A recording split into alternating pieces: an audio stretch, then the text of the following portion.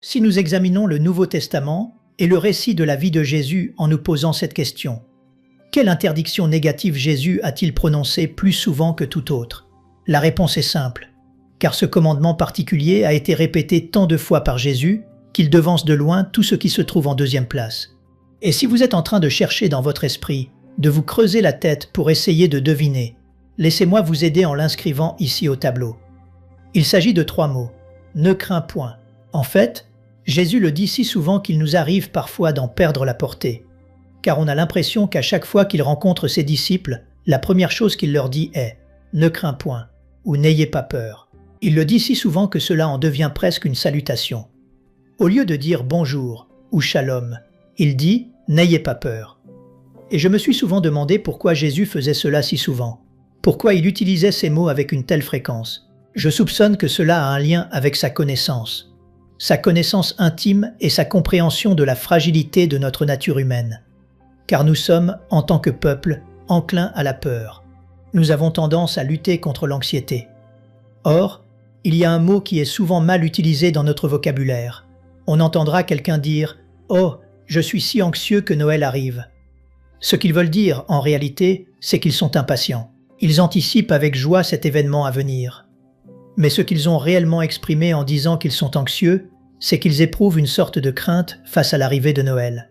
Ainsi, le terme anxiété est souvent utilisé comme substitut au mot impatience, alors qu'en réalité, le terme anxiété se réfère à un esprit de crainte, d'inquiétude ou d'appréhension concernant quelque chose qui appartient à l'avenir. Tout le monde au monde connaît la peur. Nous ne craignons pas toujours les mêmes choses que les autres, mais nous éprouvons tous des anxiétés et nous connaissons tous des peurs. J'ai souvent dit, en tant que ministre du culte, que lorsque les gens entrent à l'hôpital, peu importe la banalité de l'intervention qu'ils doivent subir, il y a un certain niveau d'anxiété qui doit être géré chez le patient. Il est tout simplement dans la nature humaine d'éprouver de l'anxiété pour son bien-être physique lorsqu'on entre dans un endroit comme un hôpital. Les anxiétés peuvent devenir intenses et paralysantes, au point que le niveau de peur dans nos personnalités peut s'élever au rang de phobie. Et une phobie a tendance à être une sorte de peur qui nous paralyse d'une manière ou d'une autre. Récemment, j'ai lu une étude qui indiquait les 10 phobies les plus répandues chez les Américains. Et parmi ces 10 phobies les plus fréquentes figurait l'acrophobie, qui est la peur des hauteurs, la xénophobie, qui est la peur des étrangers ou des personnes différentes de nous, la claustrophobie, la peur d'être dans des espaces confinés. Mais la peur numéro 1 sur la liste était la peur de parler devant un groupe. En voyant cela, je me suis dit « Eh bien, je peux comprendre cela, car je dois le faire assez fréquemment. Et je ne peux imaginer anticiper une prise de parole sans une certaine forme d'anxiété. On pourrait penser que quelqu'un qui parle aussi souvent que moi ne souffre jamais de l'anxiété de parler en public. Mais je vais être honnête avec vous. Il n'y a pas une seule fois où je n'éprouve pas d'anxiété à l'idée de parler devant un groupe. C'est une chose effrayante. Et certaines personnes sont si terrifiées par cela qu'elles sont tout simplement incapables de le faire. Mais encore une fois, nous avons toutes ces sortes d'anxiété, et celles-ci sont liées à notre relation avec Dieu. Permettez-moi d'attirer votre attention sur une partie du sermon, sur la montagne que tout le monde, je pense, a entendue à un moment ou à un autre, mais sur laquelle nous ne passons pas beaucoup de temps à discuter.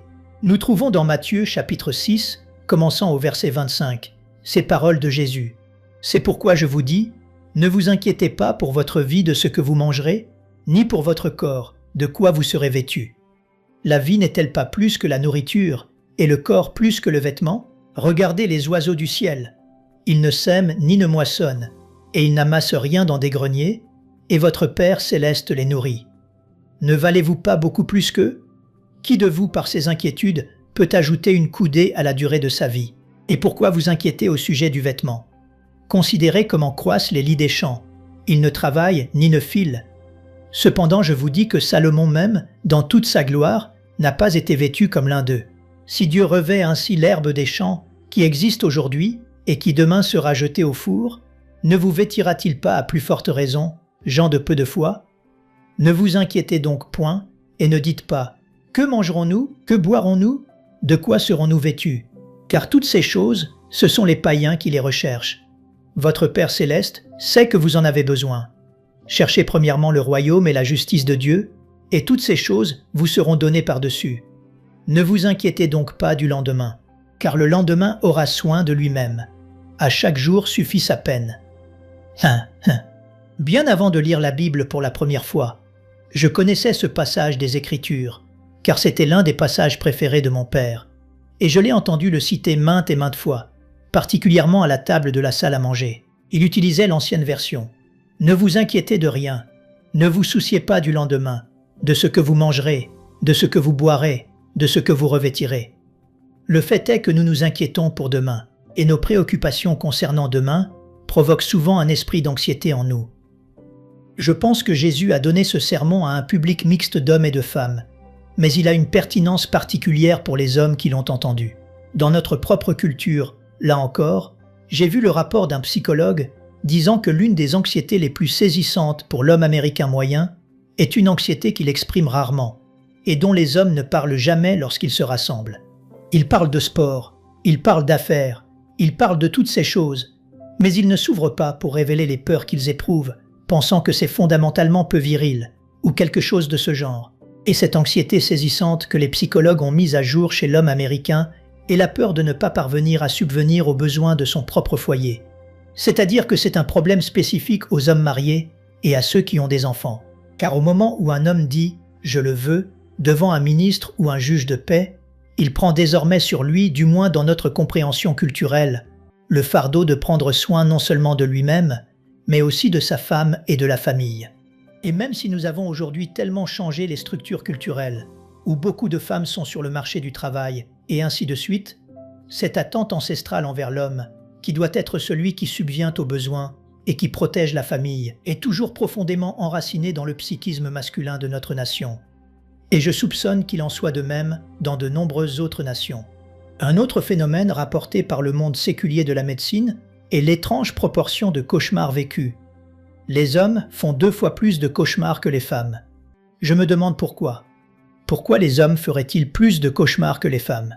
Là encore, le consensus est que cela prend racine dans cette peur ou cette anxiété particulière que l'homme porte avec lui. Je suis certain que les femmes ont leurs propres ensembles distincts d'anxiété et d'inquiétude dont elles doivent se préoccuper, également liés aux soins de leur progéniture, de leur foyer et de tout le reste. Mais quand Jésus focalise son attention sur ce problème de l'anxiété, il parle des nécessités fondamentales de la vie humaine et des préoccupations et anxiétés que nous portons sur ces ressources. Serais-je capable de nourrir ma famille demain? Serais-je capable d'habiller ma famille demain? Comment vais-je accomplir toutes ces choses? Et Jésus dit, ne vous inquiétez pas du lendemain. Or, il ne dit pas, ne soyez pas prévoyants. Il ne dit pas, ne soyez pas prudents. Car ailleurs dans les Écritures, il nous est dit que l'homme qui ne subvient pas aux besoins de son foyer est pire qu'un infidèle, et que nous sommes censés être sages, prudents et disciplinés pour assurer la subsistance de notre famille. Ainsi, Jésus ne prononce pas ici une interdiction contre la planification minutieuse et la prévoyance. Il prononce une interdiction contre nos attitudes spirituelles à l'égard de ses efforts et de ses responsabilités. Il ne dit pas « ne pensez pas à demain », au sens d'être diligent pour préparer demain. Il dit « ne vous inquiétez pas pour demain, faites ce que vous avez à faire, mais en même temps, demain est entre les mains de Dieu. » Et c'est vraiment notre peur de l'avenir, plus que toute autre chose, qui engendre les anxiétés, les peurs et les inquiétudes. Nous ne nous inquiétons jamais de ce qui s'est passé hier. Nous n'avons pas à nous inquiéter de ce qui s'est passé hier, car hier est fini. Nous pouvons nous inquiéter des conséquences de ce qui s'est passé hier et de la manière dont elles se répercuteront aujourd'hui ou demain. Mais une fois que le moment est passé, notre anxiété à son sujet s'évanouit avec lui. Ainsi, nous pouvons comprendre à ce stade que le point focal de nos inquiétudes et le point focal de l'anxiété est toujours l'avenir. Il s'agit toujours de ce qui n'a pas encore eu lieu. Je jouais beaucoup au golf autrefois et j'ai envoyé des balles dans de mauvais endroits. Je me souviens d'une fois où j'étais face à une situation horrible où j'avais du hors-limite d'un côté, de l'eau de l'autre et des arbres devant moi. Et il semblait qu'il n'y avait aucun moyen sûr de procéder. J'ai frappé mon coup. Il a touché les arbres, a rebondi sur les arbres pour finir dans l'eau et j'étais dans de beaux draps. Mais j'ai souri à ce moment-là et mon partenaire de golf m'a dit « Comment peux-tu être heureux ?» Et j'ai répondu « Parce que c'est fini. Et la seule chose que je sais, c'est que je n'aurai plus jamais à frapper ce coup-là de toute ma vie. » J'aurais peut-être à en frapper un semblable, mais pas celui-là précisément. C'est du passé. Il n'y a rien à craindre quand c'est fini. C'est avant que nous sommes saisis par l'anxiété, parce que nous ne savons pas à quel point les problèmes auxquels nous serons confrontés demain seront difficiles, douloureux ou gênants. Or, quand Jésus dit à ceux qui sont rassemblés de ne pas être anxieux, de ne pas s'inquiéter, et qu'il dit que vous ne pouvez pas ajouter la moindre taille à votre corps en vous en inquiétant, l'inquiétude ne résout aucun problème, et qu'il leur reproche ensuite d'être des gens de peu de foi. Pourquoi fait-il cela, alors qu'il est dans notre nature d'être préoccupés par ce qui pourrait nous arriver, et que beaucoup de choses qui peuvent nous arriver, et nous arriveront, sont dignes de crainte? Parce qu'il existe des choses effrayantes dans le monde. Il y a des choses douloureuses que nous pourrions vivre, et toutes nos inquiétudes ne restent pas sans lendemain. Nous pouvons nous rappeler David disant « Ce que je crains, c'est ce qui m'arrive ». Et pourtant, en même temps, la douleur de cette chose qu'il craignait le plus est quelque chose qui l'a fait souffrir pendant de très nombreuses années avant qu'elle ne se produise réellement. Ce qui rejoint ce que l'on dit. Le lâche meurt 1000 fois, mais la personne courageuse une seule fois. Mais le lâche traverse l'expérience en s'en inquiétant et en étant effrayé de nombreuses fois avant que l'événement ne survienne réellement. Je ne peux pas penser à beaucoup de choses dans ma vie qui me soient arrivées, de mauvaises choses, qui aient été réellement pires que ce que j'avais imaginé. Il y en a quelques-unes. Il y a eu des fois où je suis allé chez le dentiste sans anticiper beaucoup de douleur, et où la douleur fut pire que ce que j'avais prévu. Nous sommes tous passés par là, mais la plupart du temps, lorsque nous nous inquiétons pour des choses, quand elles arrivent, elles ne sont vraiment pas aussi graves que nous le pensions. Et je pense qu'une partie de cela vient du fait que Dieu nous donne sa grâce à l'heure du besoin d'une manière que nous n'anticipons pas vraiment. Ainsi, ce à quoi cela revient, théologiquement et spirituellement, est une question de relation entre l'avenir, nos peurs de l'avenir et la foi. Jésus a dit « Pourquoi vous inquiétez-vous, gens de peu de foi ?» Nos inquiétudes et nos anxiétés proviennent réellement d'un manque de confiance dans les promesses de Dieu. Et nous avons tous cela, nous avons tous de la foi, mais notre foi est limitée, et parfois notre foi ne nous permet pas de dépasser l'anxiété de ce qui va arriver, parce que nous avons peur que Dieu ne fasse pas ce qu'il a promis de faire. Ou bien, d'un autre côté, nous pourrions avoir peur qu'il fasse ce qu'il a promis de faire. C'est ce qui me fait peur chez Dieu. C'est que, parce que Dieu nous appelle à vivre dans un monde rempli de troubles, il dit que dans le monde nous aurons des tribulations, nous aurons des afflictions et nous aurons des souffrances. C'est cela qui m'effraie, que sa parole s'accomplisse. Mais je dois entendre, comme nous l'avons déjà vu dans le problème de la souffrance, l'autre côté de la question, où Dieu promet sa présence et sa grâce pour nous soutenir dans les entreprises humaines les plus difficiles. Et Jésus dit, « Vous n'avez pas beaucoup de foi si vous êtes saisis par l'anxiété. Et votre manque de foi est un manque de foi dans les promesses de Dieu. » Là où Dieu dit, « Fais-moi confiance pour demain.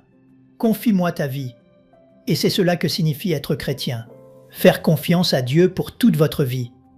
Je dois faire confiance à Dieu non seulement pour ce que je mange, ce que je bois et ce que je revêts, mais je dois faire confiance à Dieu pour la manière dont je mourrai, le moment où je mourrai, l'endroit où je mourrai, et pour ce qui arrivera à ma famille et tout le reste quand je mourrai. Je dois faire confiance à Dieu pour l'avenir. Et je pense que le plus grand remède qui soit, un remède simple, mais il n'est pas aussi simple qu'il n'y paraît. Il est simple à comprendre, mais difficile à appliquer, et que nous devons nous immerger dans la parole de Dieu, car rien ne dissipe la peur plus rapidement que le renforcement et notre compréhension des promesses de Dieu, ainsi que la connaissance de la présence de Dieu. Mais nous avons peur qu'il ne soit pas là quand nous aurons besoin de lui, ou qu'il ne fasse pas ce qu'il a dit qu'il ferait. Or, comme je l'ai dit il y a quelques instants, il existe toutes sortes d'anxiétés, et elles sont liées, comme je l'ai dit, à l'avenir, et je vais distinguer 3 types de peur, d'inquiétude ou d'anxiété qui nous affligent. Le premier est une peur objective et spécifique, comme je l'ai déjà mentionné, telle qu'une phobie, où nous avons peur des espaces restreints, ou peur de parler, ou peur de mourir, ou peur de la douleur, ou peur du dentiste, peur des chats, peur des serpents, peur des araignées. Ce sont des peurs et des anxiétés spécifiques que nous avons, et il existe des moyens spécifiques de les traiter, comme nous le savons tous. Mais à la différence de ce genre de peur, il existe un autre type de peur qui peut être extrêmement débilitant, et c'est ce dont les philosophes existentialistes parlaient fréquemment lorsqu'ils évoquaient l'expérience de l'angoisse, où ils définissaient l'angoisse ou l'anxiété comme étant une peur sans nom. C'est un état que nous avons tous, je pense, connu à un degré ou à un autre, où l'on fait les 100 pas, l'estomac tout retourné, les mains tremblant un peu. Vous savez que vous avez peur, vous faites peut-être une crise d'angoisse, et vous n'avez aucune idée de pourquoi. Cela a trait au fait d'être effrayé en général. Et encore une fois, lorsque les philosophes analysent cela, ils parlent de ce genre d'effroi, qui peut être si terrifiant et paralysant pour nous, comme étant non spécifique. Nous ne savons pas pourquoi. C'est pour cela que les psychiatres gagnent de l'argent. Quelqu'un ira les voir en disant « Je souffre d'anxiété, mais je ne sais pas de quoi j'ai peur ». Et le psychiatre devra sonder, creuser et essayer de démêler ce qui trouble la personne. Eh bien, il peut y avoir toutes sortes de choses cachées qui entrent en jeu. J'ai raconté l'histoire de l'anxiété que j'éprouve lorsque j'attends qu'un ami ou que ma femme rentre à la maison et qu'elle est en retard. Elle n'a pas besoin d'avoir 1 heure de retard pour que je commence à devenir nerveux. Si elle a 5 minutes de retard, je commence à réfléchir, je commence à m'interroger, je commence à m'inquiéter. Où est-elle? Que lui est-il arrivé? A-t-elle eu un accident de la circulation? Je commence à imaginer toutes ces choses qui pourraient être si terribles, et je deviens de plus en plus anxieux. Et je me souviens avoir attendu une fois qu'un ami arrive chez moi. Il n'était pas là à l'heure, et j'ai commencé à faire les 100 pas devant la fenêtre de mon salon, de plus en plus nerveux, surveillant la route pour voir si je pouvais voir sa voiture arriver. Et au milieu de tout cela, ces mots me sont venus à l'esprit. Une marmite regardée ne bout jamais. Vous avez entendu cet adage maintes et maintes fois. Vous pouvez regarder cette marmite et chercher les bulles. Elles ne viendront jamais tant que vous regardez. Il faut sortir de la pièce pour que l'eau se mette à bouillir. Et tout d'un coup, j'ai eu un souvenir très vif de moi-même enfant. Chaque matin, mon père partait pour son travail au centre-ville de Pittsburgh, et ma mère était sa secrétaire. Elle allait donc travailler chaque jour avec lui, et ma grand-mère vivait avec nous. Elle nous voyait partir pour l'école le matin après le départ de mes parents. Et chaque soir, mon père et ma mère revenaient à la maison à 6 heures, et nous prévoyions de dîner vers 6h15. Ma grand-mère était dans la cuisine en train de préparer le repas. Et vers 6h moins 5, je me retrouvais debout devant la porte de la cuisine, regardant dans la rue, cherchant la voiture de mon père. Et s'il ne descendait pas la rue avant 6 heures, j'étais pris de panique. J'anticipais déjà le fait d'être orphelin. Il ne rentre pas. Or, c'était la réaction d'un enfant qui était inquiet pour leur sécurité, qui voulait que ses parents soient en sécurité, vivants et bien portants, et qu'ils rentrent chaque jour du travail. Et ma grand-mère se tenait près de la cuisinière en me regardant être anxieux. Et c'est là qu'elle me disait « Une marmite regardée ne bout jamais. Va dans l'autre pièce. Va jouer avec quelque chose. Ils vont arriver. » Elle savait ce qui m'inquiétait. J'ai pensé « Me voilà, un homme adulte, et je fais encore les 100 pas devant la fenêtre quand quelqu'un est en retard. » C'est juste l'une de ces choses où ce qui nous arrive étant enfant peut nous hanter de bien des manières aussi longtemps que nous vivons. Car à certains égards, nous sommes toujours des enfants, et nous portons les cicatrices des choses qui nous ont effrayés étant enfants, même encore aujourd'hui. Et je dis cela non pas pour pratiquer la psychiatrie sans diplôme, mais simplement pour dire que lorsque vous avez des anxiétés et que vous ne savez pas pourquoi vous les avez, jetez un coup d'œil vers le passé. Et cela peut vous aider à découvrir pourquoi il en est ainsi. Mais cette anxiété sans nom est enracinée dans une peur encore plus profonde. Encore une fois, c'est la peur de l'avenir. Les philosophes existentialistes n'ont aucun optimisme quant à ce que demain apportera. Ils disent que ce qui provoque son anxiété, selon Martin Heidegger, c'est l'expérience de ce qu'il appelle la Geworfenheit, où il dit que l'homme moderne a l'impression d'avoir été projeté ou jeté dans un monde chaotique. Il n'a pas de commencement significatif. Il a émergé de la vase, il est un microbe adulte, et il avance au rythme de l'horloge, à chaque instant vers son anéantissement. Ainsi, nous sommes en quelque sorte suspendus entre la naissance et la mort dans le contexte d'un vortex d'insignifiance. Et cela nous ronge toujours, selon ces existentialistes pessimistes. Je verrai les choses un peu différemment d'un point de vue chrétien. Cette anxiété sans nom pourrait être plus profondément enracinée dans ce que je vais appeler le 3e type d'anxiété, que nous appelons simplement l'agitation. Et cela a été abordé par saint Augustin. Si vous vous souvenez de sa prière dans son livre des Confessions, lorsqu'il a écrit « Ô Seigneur, tu nous as fait pour toi, et notre cœur est inquiet jusqu'à ce qu'il repose en toi. » Or, l'agitation est une sorte de peur. L'agitation est la manifestation d'un type particulier d'anxiété. Elle est sans nom, selon les existentialistes qui parlent de ce type amorphe d'angoisse ou d'anxiété. Augustin nomme l'enfant.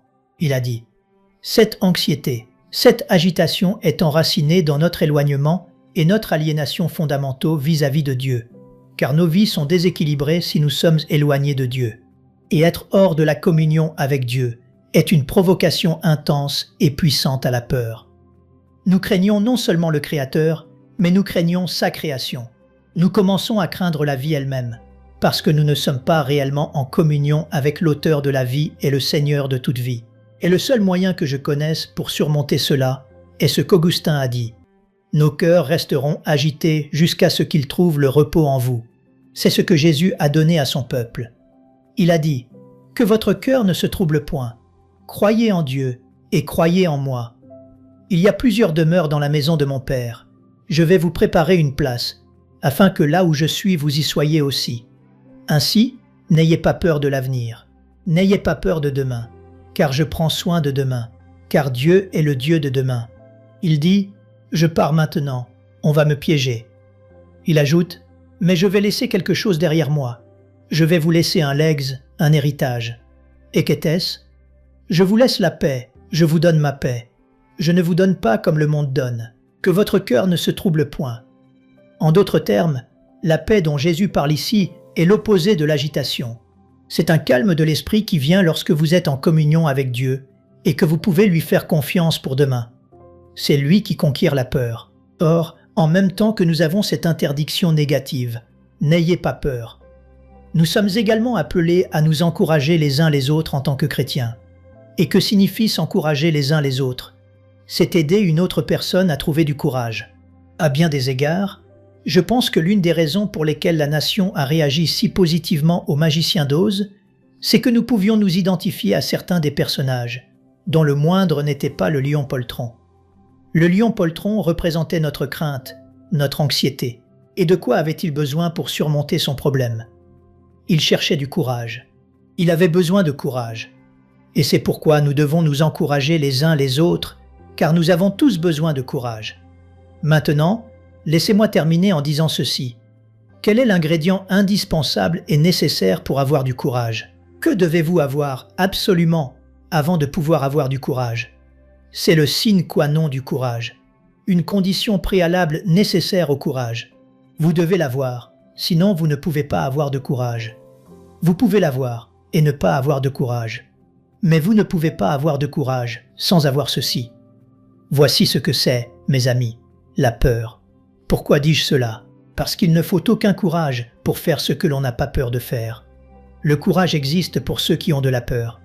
Avoir du courage, c'est faire ce qui nous rend anxieux, faire ce que l'on a peur de faire. Et c'est pourquoi nous devons nous encourager les uns les autres, pour nous aider mutuellement à surmonter les anxiétés, les peurs, les appréhensions qui nous empêchent de vivre pour Dieu. Nous aimerions vous donner l'opportunité de faire de Jésus le Seigneur de votre vie. Voulez-vous bien prier avec moi ? Dites Seigneur Jésus, je me repens de mes péchés. Viens dans mon cœur. Je fais de toi mon Seigneur et Sauveur. Et merci Seigneur pour le baptême du Saint-Esprit en moi. Dans le nom de Jésus. Par cette simple prière, nous croyons que le Saint-Esprit vous conduit sur le chemin de la nouvelle naissance. Allez dans une bonne église dont le fondement est la parole de Dieu, passez par les eaux du baptême et donnez à Dieu la première place. Nous espérons de tout cœur que ce message vous encouragera. Si vous connaissez quelqu'un qui puisse être encouragé, s'il vous plaît, envoyez-le lui pour nous aider à atteindre plus de gens et à propager l'Évangile. Édifions le corps de Christ ensemble. Appuyez sur la cloche des notifications et merci infiniment de nous soutenir en vous abonnant à notre chaîne. N'hésitez pas à laisser vos requêtes de prière dans la section des commentaires. Sachez que même si vous ne voyez pas de réponse à votre requête, que ce soit sur YouTube, email, Facebook ou sur Messenger, nous avons prié pour vous. Nous invitons humblement le corps de Christ à soutenir chaque requête en écrivant une prière dans la section commentaires. Tenez-vous ferme dans la foi avec nous pendant que nous prions. Que la grâce et la paix du Seigneur Jésus-Christ soient avec vous tous et qu'il vous bénisse merveilleusement.